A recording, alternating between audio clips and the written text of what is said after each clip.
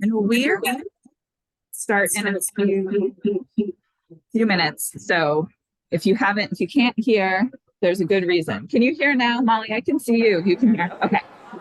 So we're just getting set up. We'll probably start around 11:20.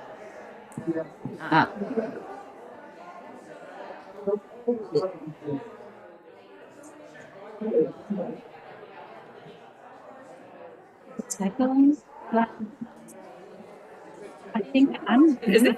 No. Is it still echoing? It is still echoing. Okay. Yeah, you're right. Oh, I know why. That should fix it, right? Yes.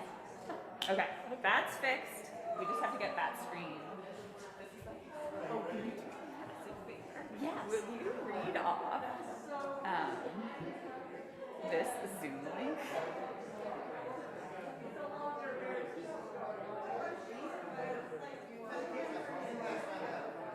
Can I get it on this laptop and bring it over to you?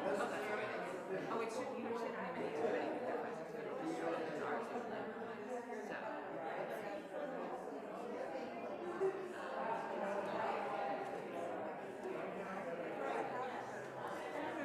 Oh, these are the slides. This is the slides. Do you mind just reading that? Okay. I got Zoom.us backslash. That's J backslash 926619354557. My backup plans. That was a great plan.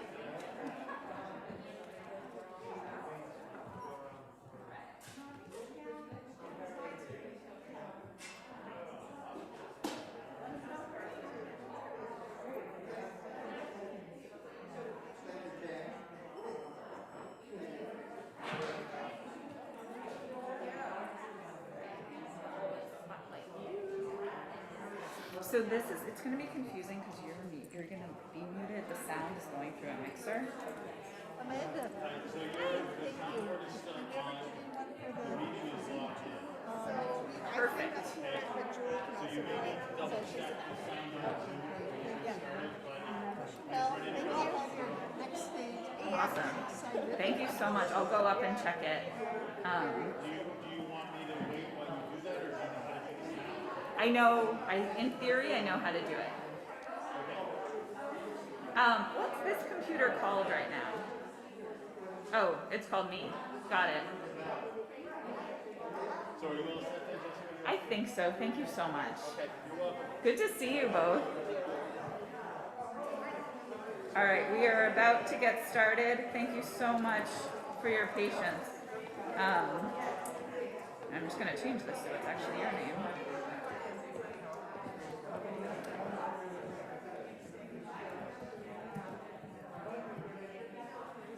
All right.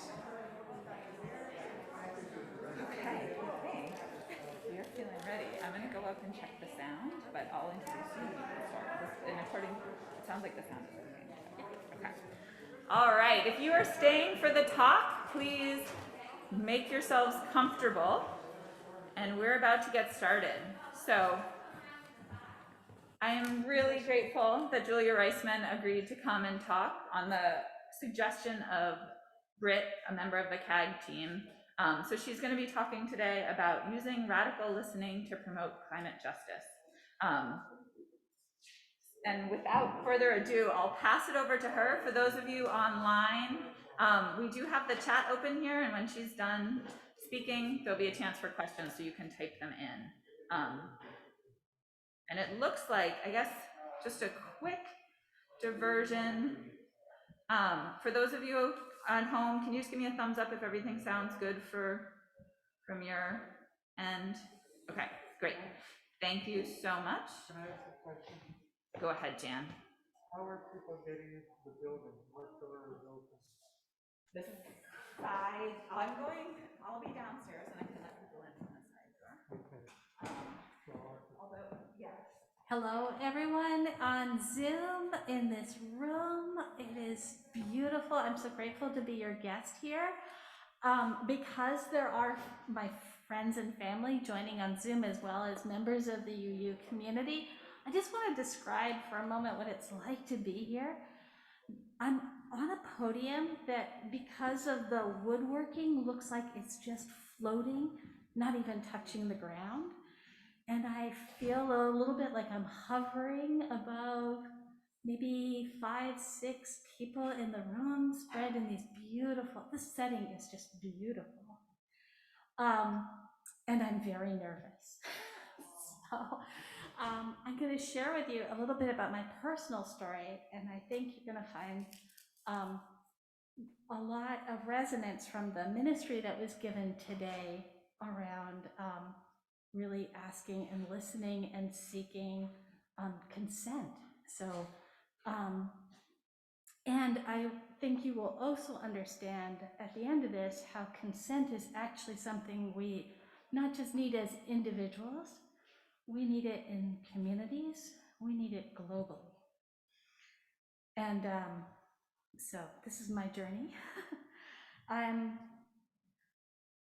just playing between 2 computers. So thank you to Britt and to Jessica, who was just up here setting up the technology, to Will and the Quakers. I'm a member of the Quaker meeting, and there are friends in worship right now at Friends meeting in Northampton who are holding this talk in the light and holding my nervousness.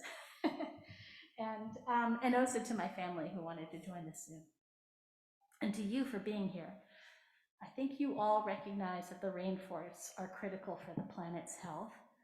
They are like our lungs absorbing CO2, and we're at a tipping point with our rainforests, especially in Brazil. If we continue to log at the pace that we have been, it is catastrophic for our health of our planet. And one of the things we may not realize is that protecting those rainforests are actually incredibly important part of the solution to addressing climate change. So deforestation accounts for 18% of the global warming emissions happening right now. If we can reverse that trend, it would be incredibly helpful.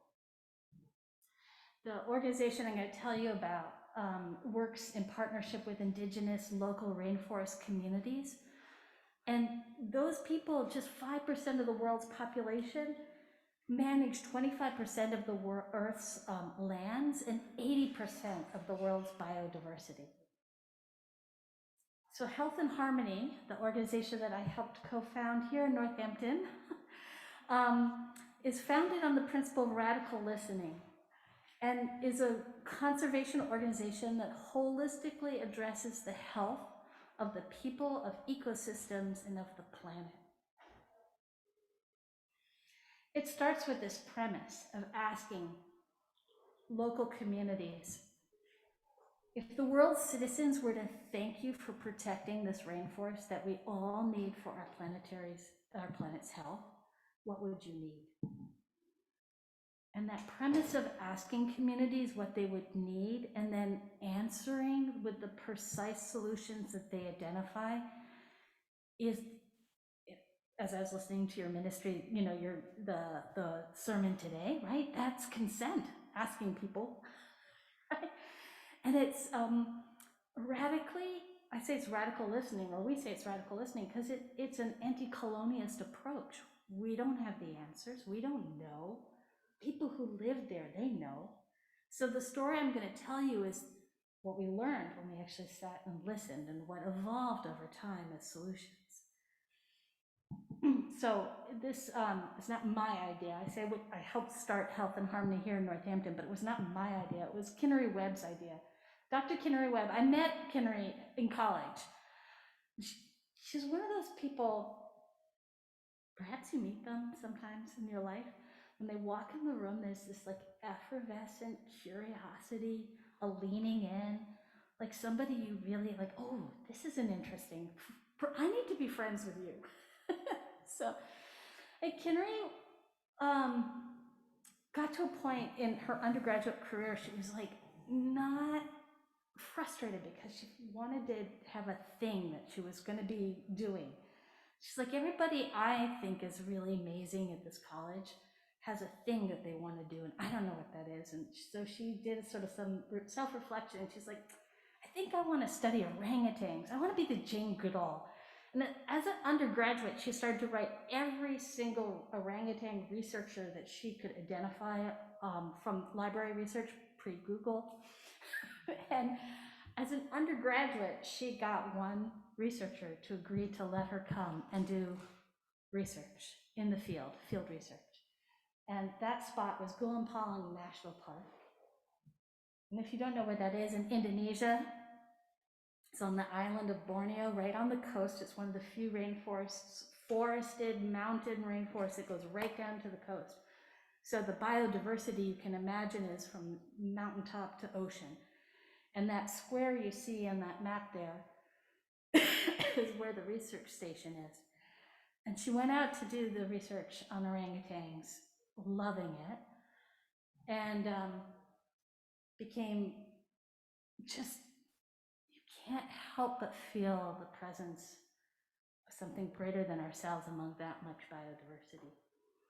And it's also home to over 3,000 of the world's last remaining wild orangutans.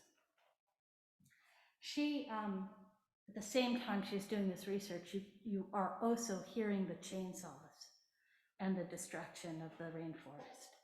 And even though at that point in the 1990s, you could walk for days and days and days and never leave the rainforest, you could hear its destruction.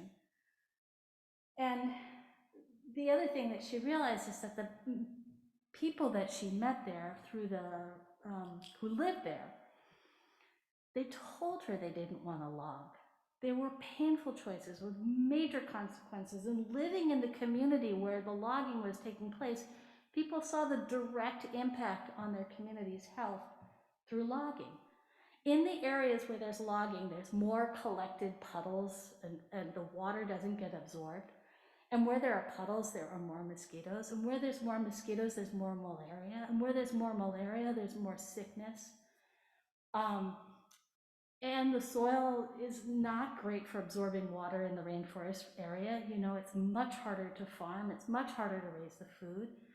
And so the people who lived in those communities were making heartbreaking choices and being involved in logging, knowing that it was destroying their community's health. But the lack of access to healthcare meant that if there was a medical emergency in a family, the quickest way to get access to money when needed to get basic healthcare was logging. It was one of the few resources that incredibly impoverished people had to get access to healthcare. And when Canary met families and loggers talking about these ranching choices, and she realized it's not like loggers are bad people. They're people who are making choices any of us would make for the saving the lives of their family members. But we all carry the same basic human needs. No matter who we are or where we live, we all need access to affordable, high-quality healthcare.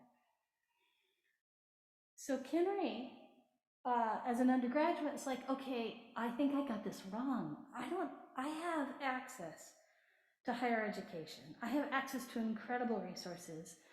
And rather than studying everything I need to know about orangutans, to save the orangutans, I need to go to medical school.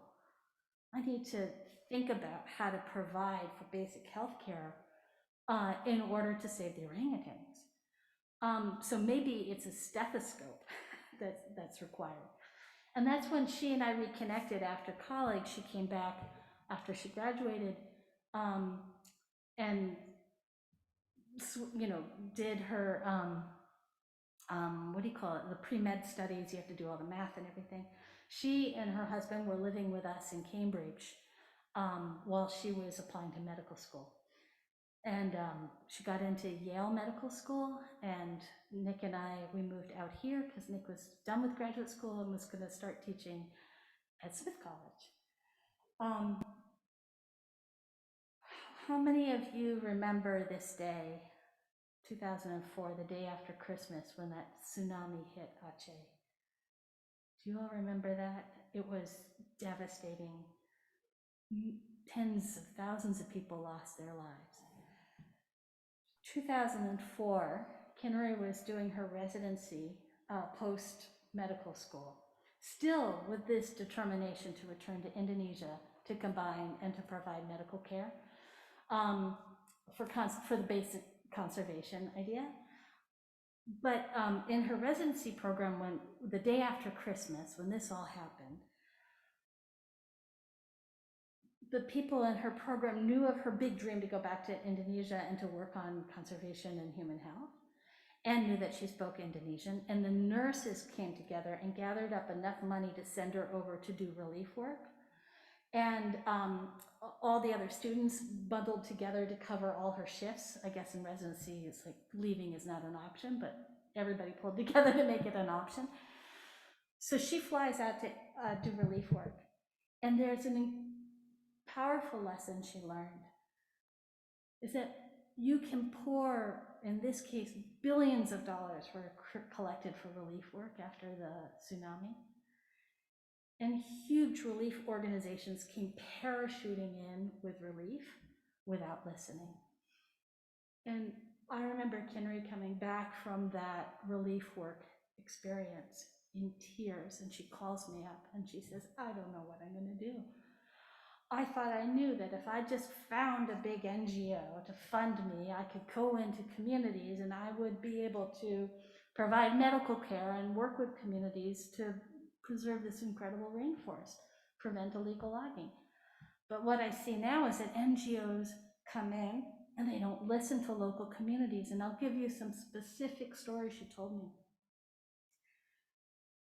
One, they came in with relief kits and nothing for menstruating women. What did they think? That women don't menstruate? Two, she was the only person on the team who spoke Indonesian. Three,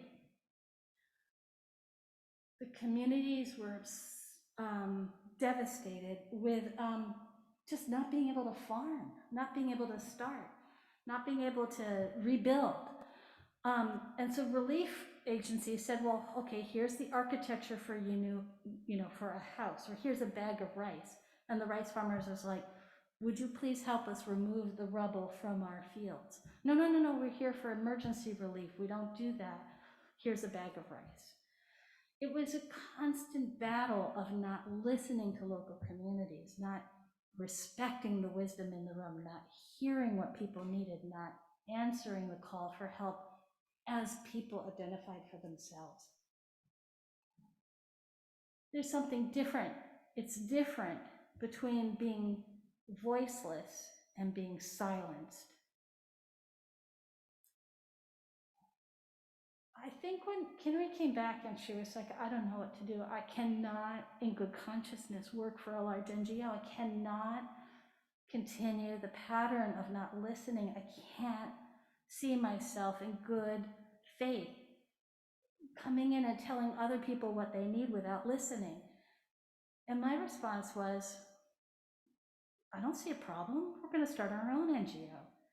Like, build it on your values. Don't just assume that you can't do this. She's like, I went to medical school. I don't know how to start an NGO. And I'm like, well, I don't know either, but it can't be that hard. So out of my home office here in Northampton, I was like, I'll start your NGO.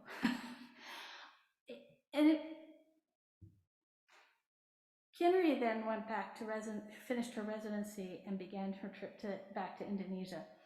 And I remember she came and she gave a house party here to 15 friends or something like that. And she told people this dream: I want to go back. I want to listen to the community. I want to hear from Indonesians themselves what they think is needed. I want to find a way to knit together human and environmental health. I think that they're not apart.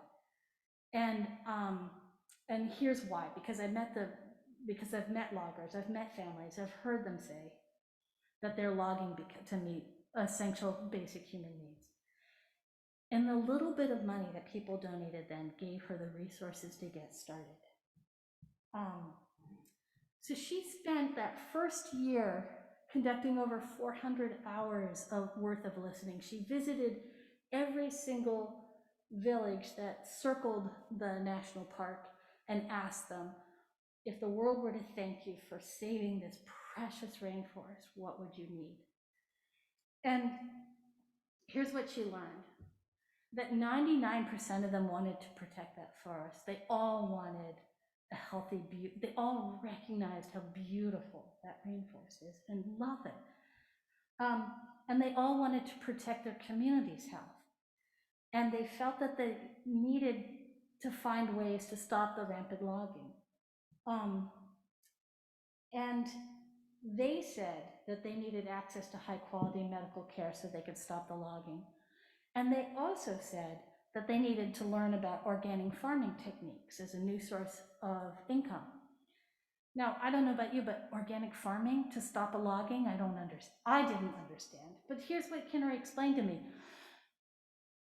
The soil in the rainforest is actually pretty nutrient poor. So when you do slash and burn logging to clear the land to farm, you can harvest a couple of times, and then the food is like, the yield is low. And you can buy expensive chemical fertilizers, which is what they've been told to do, at a great expense to your family. And it also doesn't work for very long. So that what you end up doing is you keep moving and creating new plots of land and clearing to farm again and again. But if you use organic methods, what you're doing is rebuilding the soil. You're actually building up a nutrient-rich soil every single time you harvest. And they wanted to learn how to do that. They wanted to learn how to stop buying expensive imported external chemical fertilizers and use another technique which would allow them to work the same plot of land, get this, for generations instead of mere years. That's extraordinary. So that was the other thing that they wanted to learn. And why wouldn't they be curious? Tell us how this works. So it's a holistic model.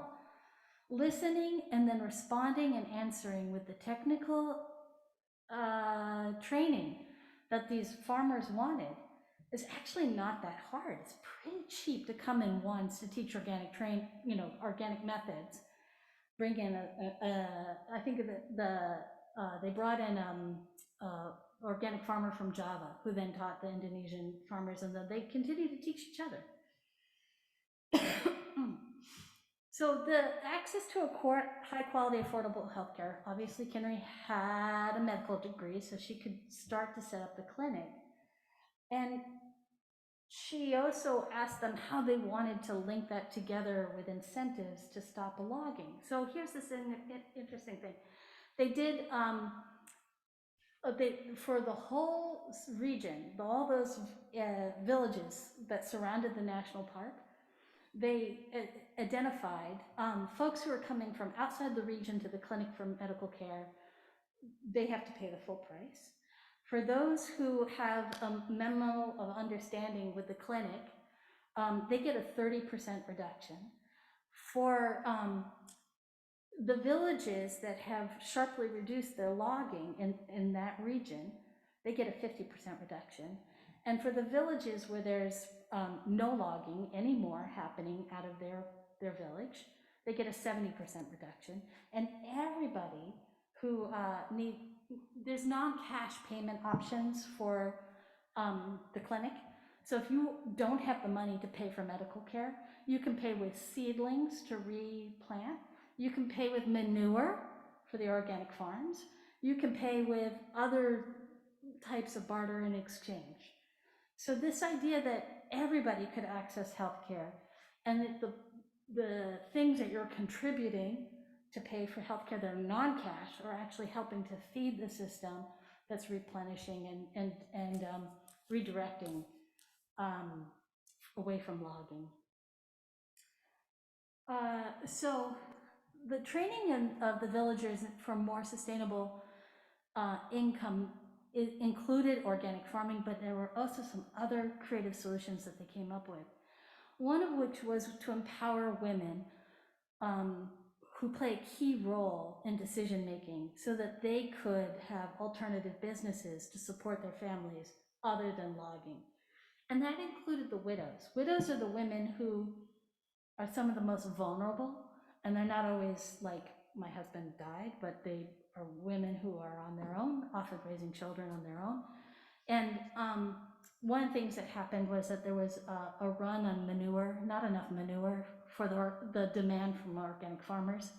And the community came together to say, if we had gifts of goats, we give them to the widows. The widows will grow the goats for manure. So there's like these little goat houses where the manure falls down below and then it gets swept up, and then they have that to sell to the farmers for their soil production. So the widows are now have an income source to support their family. The farmers now have a reliable source for manure.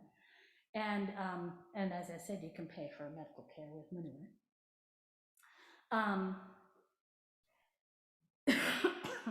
And I think that also goes to show how these solutions become multi-layered.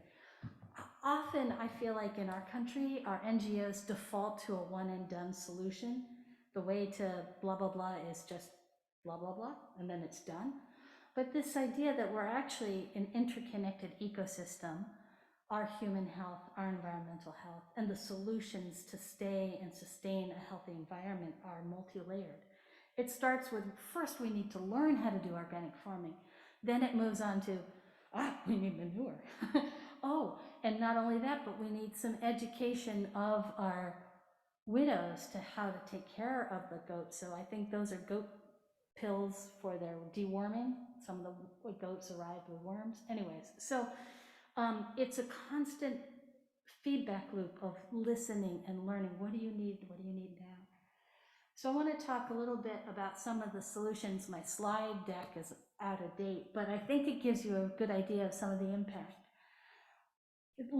So the impact has been both on the environmental side, improved sustainability of the rainforest, and on the human health side. So lower infant death rates to 100 per household. That's a key indicator of community health. So the infant death rate, why is the 2002, 12? I don't know why that went, there we go. I just had to double click. So now it's at 1% per 100 households. And there's obviously 2022 data now, so this is why I'm saying this slide deck is out of date. Let's look at other indicators of illness. Oops. Whether it's fever, diarrhea, or cough have all gone down. And fever and diarrhea and cough are pretty good indicators of things like malaria, tuberculosis, and so forth. Birth per mothers have gone down. So the women, when Canary first arrived, would talk about having more children than they thought that they really wanted in their family because they weren't sure their babies would live. And when you're confident your baby you can have access to healthcare so that your baby can survive, you're gonna feel more confident to have fewer children. And if you have fewer children, it puts less strain on the family. So there's been a dramatic decrease in logging. And again, this is 2017, and it says that today there's fewer than 1,200 logging households. But actually, as of today, it's more like there's 200 left, just 200 in the region. I want to show you something. This is a piece of chainsaw from one of the chainsaws that was acquired from a logger who retired it. And I'm going to tell you a little bit more about their chainsaw buyback program. But this graph shows you satellite data that shows stabilization of the primary rainforest loss. The red line is the decrease in logging. The blue line is the increase in planting of seedlings to regenerate some of the forest. And what is really interesting is last year a study came out that compared Goodall National Park, this region, with other areas, other state parks in Indonesia as controls for the same period of time. And their logging has just continued that downward slope. So here you see this trailing off in Goodall and Regeneration. the reversal of rainforest destruction and improved human health outcomes. So it's hard to see these two little pictures, but the community chose where they wanted to regenerate the forest, where they would take those seedlings that were used to pay for healthcare and where to plant them. And this was to, a farmer donated back a patch of land that connected two parts of the rainforest, creating a corridor for wildlife to move from one to the other. And so what you see in that sort of squiggly line at the top is the picture of that little tiny region that the farmer donated, that the community replanted, connecting up. And there's now live cams of like orangutans walking through the seedlings to get from one side to the other. It was really fast how quickly the community of orangutans figured out that it was there and available. And then there's also like this really beautiful trust that happens when your child's life has been saved. So Yosef was a logger whose child was saved. Her life was saved and she was cured from tuberculosis. And he became so fantastically appreciative that he became a guardian in his village to convince others in his community to stop logging. And here's this little girl, Nur. She had scabies, and her parents had taken her to the government health clinic and to the hospital to get treatment. They gave her ineffective drugs, ineffective diagnoses. She had scabies. At the clinic where Canary was working, they cured her for $2, and her parents didn't even have to pay cash if they didn't have it. And they were so grateful for that. So I'm going to talk about changing the status quo, moving to sustainable livelihoods. So imagine a village where you're moving away from logging to what other options? So some people most move to farming, since now you could have the same plot of land with organic farming and continue to use it indefinitely. But there was also fishing and construction and merchants. So supporting the whole family, they designed a chainsaw buyback program, the one I told you I would tell you about, where both the husband and the wife went through training. And they came up with, it's basically training to come up with a business plan. What will your business be? What will you be doing for a livelihood? Can we get you training and support in that? Training both the husband and the wife so that they could support each other in making that transition. And when you're done and you're lively and you have proof of livelihood, like this picture here, the cafe Still Hot, is a coffee shop by the beach, on the beach, that one of the couples wanted to start. And once it was up and running and actually sustaining the family, only then was he then asked to turn in his chainsaw. So an artist took the chains off those chainsaws and is making artwork out of it that we have here, I can show you here. And that idea of really listening to communities and being respectful and honoring their desire not to do this anymore, but sticking with them for the solutions that they need. And then honoring and celebrating them in that,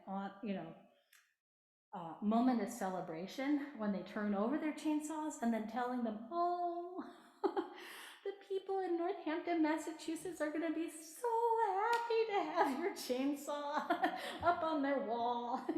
That idea that you're now like a superstar in the world instead of the bottom of the rung. Don't we all want to be honored and recognized and celebrated? So we can't wait for governments and large NGOs to solve this problem for us. It's taking too long. It's going too slow. And the truth is that we can, we don't have to treat the world as big and distant. We can break down the barriers to truly listening to one another and finding solutions and implementing those solutions. Health and Harmony now is working in Brazil and Madagascar and Indonesia, and is, you know, hoping to do this in many more indigenous and rainforest communities.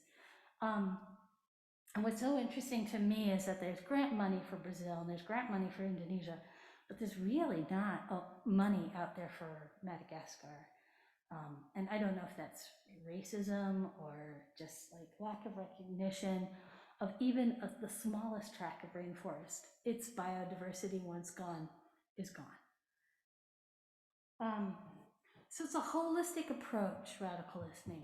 It's community-driven solutions. It's partnership globally, partnership of us here to communities there. It's nimble and it's scalable and it's doable. You know, you can help by supporting Health and Harmony. You could donate, but I also have a theory that we can act here and now. And so Health and Harmony is like a way bigger organization than running out of my home office. That ended long ago. And it now has a fantastic staff of people who know way more than I do. But here's what I'm doing to continue this journey, is I work with nonprofit organizations, helping them with long-range planning and applying the idea of radical listening to our work right here. And I'll just share with you, I know the font is teeny tiny, you can't read it. People on Zoom probably can. But strengths, opportunities, aspirations, and results. When we gather as a group of people, no matter where we are, the wisdom, I believe, is in the room. We know where to start. We know what our strengths are. We know what we need to do to act on the climate. But often what happens in our workplaces and our places of faith is that we don't often feel like we have permission to be in conversation and to continue to evolve in the conversation. So my desire is to work with nonprofits that don't see themselves centered on the climate, who don't really think that that's what they do, to include climate action into their thinking. And my hypothesis is just like the communities around Goodall National Park that became empowered when asked, what do you think the solutions are? When they got help on the solutions that they'd identified, and that helped continue and snowballed. That idea that we start with one solution and that opens up a constraint, and then you come up with another solution, like we need organic farming, but now we don't have enough manure, but now we have manure, but you know, like now the goats are sick. That effect of when we work on the climate, I think it's about bringing people together, identifying the solutions, implementing those solutions, learning what the new constraints are, celebrating our wins, and keeping the momentum going. I think that is, all of us are walking around a little bit like wounded, worried, worrisome, I don't know what the right word is, but like I think we're all been trained to be silenced on what we can do around the climate. In fact, we don't have to wait for somebody else to solve the climate crisis. We can each take action now, and we can do that in support of communities far away from here. We can stand in support of indigenous and local rainforest communities. We can stand in support of one another, to be brave and to ask and to act. So I think radical listening works. Your ministry today, that asking for consent and having honest conversations with one another about what we want, I think is a global need. It's not just an individual need to be heard and to be listened to and to be answered. So here's contact about Health and Harmony, and I'm going to open it up for questions. Oh, one more thing. My friend Dr. Canary Webb wrote a book, Guardians of the Trees, and I have some copies here. And you're free to take them, and whatever contribution you choose to make, I will give directly to Health and Harmony for that book. Her story is way more eloquent than what I just did today, but I did my very best. Yeah, so questions, and folks on Zoom, put your questions in the chat, and we'll make sure to read them. But I'm going to start with the folks who are here in the room because a hand just went zooming up. Hi. You have a brochure. I have to leave, and Oh, a brochure? No, but the best thing I have is a book. You can take a book with you. It's whatever you want to make it. Oh, you're most welcome. Thank you for staying. There's some right there on that corner. How about any other questions? Thank you. So you were eloquent, and thank you for being eloquent and wise. I wanted to ask, you talked about reforesting the rainforest. How long does that take? And does it still allow farming in those areas? Okay, so the question, if you didn't hear it, was how long does reforestation take, and does it still allow for farming? And there's a short answer and a long answer. So the short answer is just getting coverage is really for that, remember that corridor? So just getting plants in the ground is effective. And for many of the regenerating the rainforest, what you need are first fast growing, this is what I've heard and it may be out of date, but fast growing trees that create coverage. And then like the diverse plants that are used to growing inside of the canopy grow underneath them. And one researcher seems to show that, you know, because we have rings on our trees, because we have winter and summer, in the rainforest, they don't have those seasons, right? So your trees don't actually have moments of like growth and then pause and then growth and then pause. In the rainforest, it's wait until there's an opening in the canopy and an old tree dies, and then the sapling goes whoop. So a sapling can actually sit in a dormant, unchanged state for decades, waiting for the opportunity to then take over in that spot. So to regenerate the rainforest might be 1,000,000 years. I have no idea. But if we can be more systematic about creating the canopy first, to hold in and to nurture the saplings until they are ready to go in and take over. And again, my information may be dated, but I think one of the things that's really interesting is that the communities have taken a very scientific approach. They're super proud of being a research station and working in partnership with ecologists that have been taking a long-term approach to, okay, so what actually works in replanting? And so they've been systematically plotting and replotting. One of the challenges in reforesting is an invasive type of grass called switchgrass that grows in really fast and smothers everything out, and also is incredibly flammable. And so something like 80% of the plots that they had done for reforesting got hit by a fire. And regrowth, I think many of the saplings got either damaged but the ones that made it through the fire came back very quickly. These are the question of like how to experiment to control the switchback grass. Like the answers to every problem are nuanced and layered, right? And the learning is layered. And that's why I think that commitment to stick with it and to figure this out together is more important than so what's the answer? And to the second question you asked about farming, here's another one of those layered answers. So if you have a plot of land, if like the farmer who donated the land to create that corridor, he's like, he could confidently hand over that plot of land because he knew he could stay on this amount and have enough yield to support his family.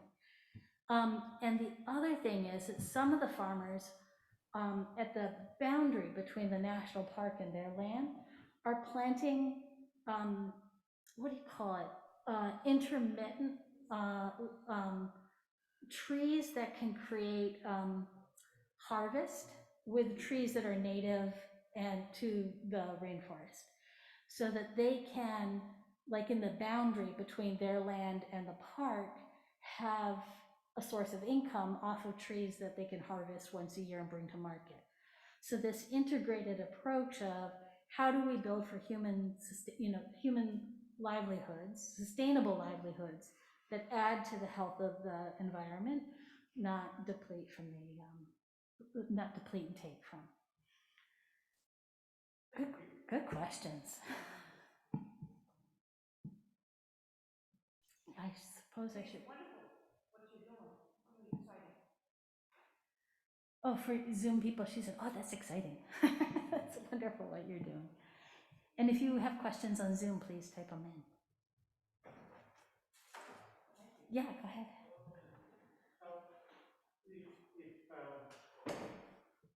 People who live there probably have ideas about memories of what the forest was like before, and they express things they want, and it's a scientific issue of making things green, and then there's the diversity issue of, science is good, but where do the local people have a say in what gets planted, as far as things that are useful to the community or things that create a beautiful space, something like that? Oh, yeah. Excuse me. So the question is science versus what does the local community, what do they want from their local environment? I think that's the question. And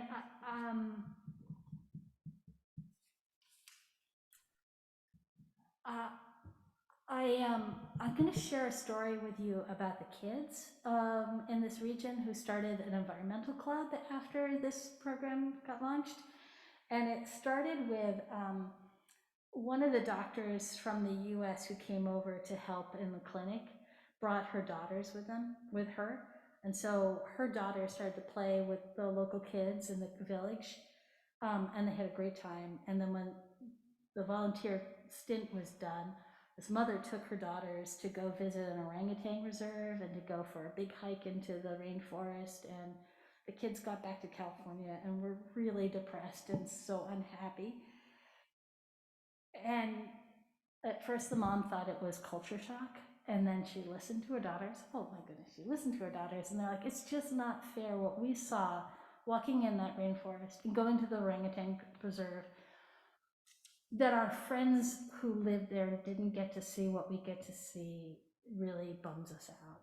And so those girls collected enough money to start a club, and so that their friends that they had made could go and visit the orangutan reserve and go out and visit, deep into the rainforest. And so to get to the orangutan reserve, they have to get on an airplane. And to get on an airplane, they're probably like the first people in their village to get on an airplane. So can you imagine, like, everybody going to say goodbye to the girls who are going to go on the airplane, the kids in this newly formed environmental club, and they get to go to see orangutans in the preserve and to hike the rainforest and to come back and then to go back to school and to say what they saw and to talk to their uncle who's logging and tell him, why are you still doing that? Can you imagine the ripple effect? Those kids in that first cohort it's 20 years now. They're adults.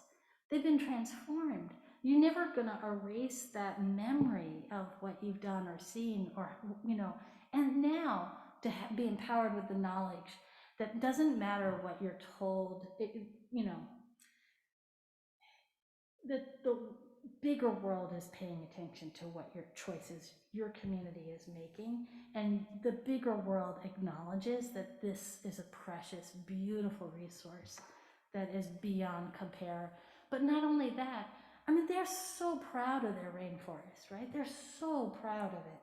And the fact that there's a possibility to now partner with others to protect and preserve it on their terms, not our terms, around what conservation looks like. And I think that's an anti-colonial lens, right? You listen to local communities, they're the experts, you show up with the precise solutions they identify, and you never turn back from that commitment. It doesn't go away, because the health of our planet will never stop depending on rainforests for this whole global, for our planet's health, right? So, did that answer your question? Oh, good.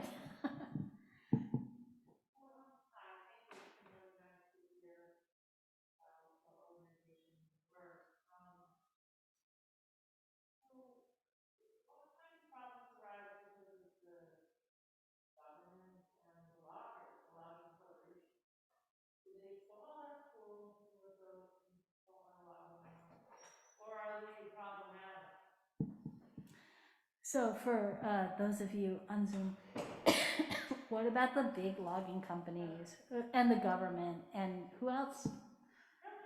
Big.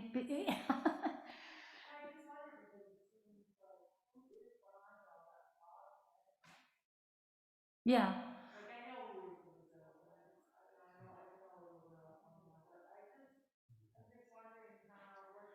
Oh, but before you go, do you want to take a book with you? Don't forget to take a book with you.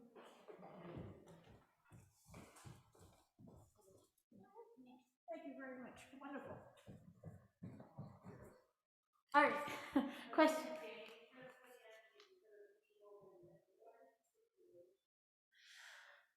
So how dangerous is this work? And, what are the entities that are, when thinking about Brazil and logging and so forth?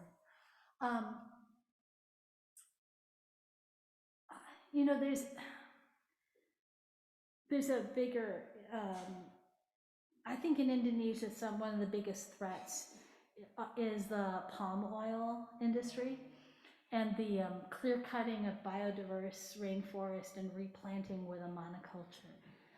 And, and how insidious palm oil is in so many of our products. It's very hard to find out if your shampoo or your food is made with palm oil because it's under 100 different names. Now, I think that there are ways in which our capitalist system makes it hard for us to get good information, makes it hard for us to really know what were the systems that created the products we're buying, and what are the pressures of our consumption is putting pressure on other parts of the world to do stuff the local people don't want to do. And that is actually not in the health and well-being, not good for our planetary health, not good for local health, certainly not good for our health. And this is part of our inaction, right? Is that information becomes invisible to us. Our consumption becomes disconnected to the harm it's causing, not just to people in other parts of the world, but to the earth, our planetary health. And yet, when we think about the problem as being big and hard and complex and global corporations, the feeling, this is just me speaking for this moment, right? The feeling we're left with is disempowered and hopeless. And I think the hopelessness continues to enable a system that extracts goods from people who don't want it taken from their community, extracts their land, their resources, their local community health. I guarantee you, in local communities, anywhere in the world where there's a rainforest, if you ask the people, do you want a monoculture of palm oil here? They would say no. If you ask the government officials, is this what you want? They would say no. So my question back is, like, if we know there's something that we can do right now that would make a difference, and it maybe feels like it's chipping away at the problem, but it's working, why wouldn't we go, okay, how do we do more of that? Instead of going, oh my God, but it doesn't even touch on the big scary thing we don't know how to approach. This idea of let's start with what we know works, let's do more of that, and keep asking questions and keep being like a little bit more nuanced and complex. It's an ecosystem. Human health, environmental health, and planetary health is multi-layered, complicated, nuanced, and it starts with listening. I think that helps, but I don't actually know very much about the multinational corporations.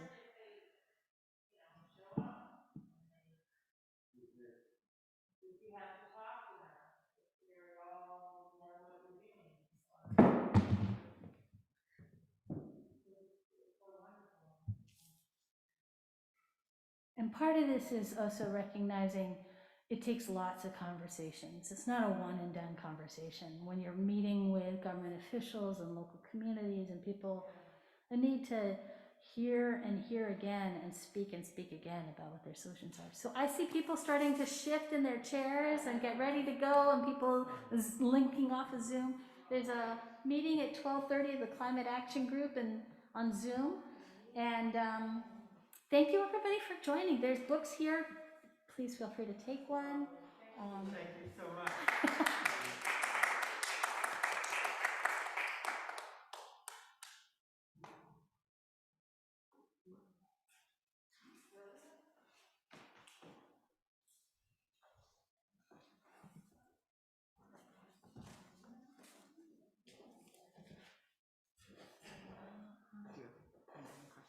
I don't think so. But I'm not getting end meeting for